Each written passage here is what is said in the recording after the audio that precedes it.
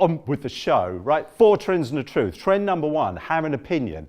Here we see the editor of the NME, Mike Williams, talking on Sky News the day before the election. There is no way that would happen if he'd elected to splash with a Kasabian interview. Now that cover, it's unremarkable. Some people might think it's obvious. But whether you agree with the politics or not is neither here nor there. The point is, that cover is an outward reflection of his audience's hopes, ambitions, and ideas about themselves for the future. It transcends content. It's got power, and it gives him a platform, and he's continuing to talk about the enemy in which way, which I think he's never been able to do before. Has anyone seen this cover? Yes. I mean, there are a lot of Trump covers in the world. This is as good as any I think you can find. It was very controversial. People had very strong feelings about it, good and bad, which is why Der Spiegel were able to use it as a way of getting into the news agenda. They were able to command airtime. They were able to get into YouTube.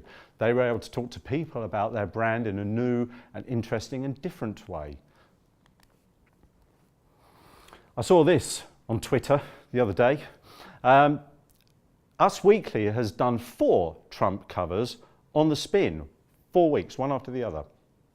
Now, this may have much to do with the fact that Jan Wenner, who owns Us Weekly, is selling it to some guy who's a big Trump supporter. But I've no doubt he'd be quite happy about the reported sales uptick. Although I can tell you that this report comes from Keith Kelly, and this is the New York Post, so you have to make of this what you will.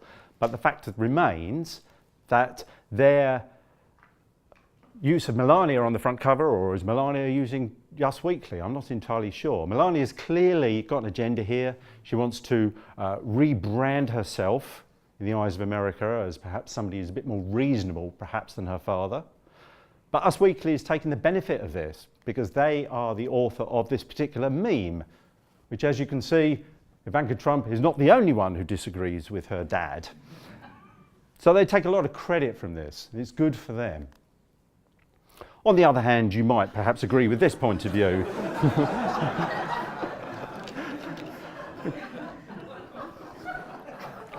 It gets truer every day, let me tell you. And a perfect exposition of the class war brand DNA, I think it's fair to say.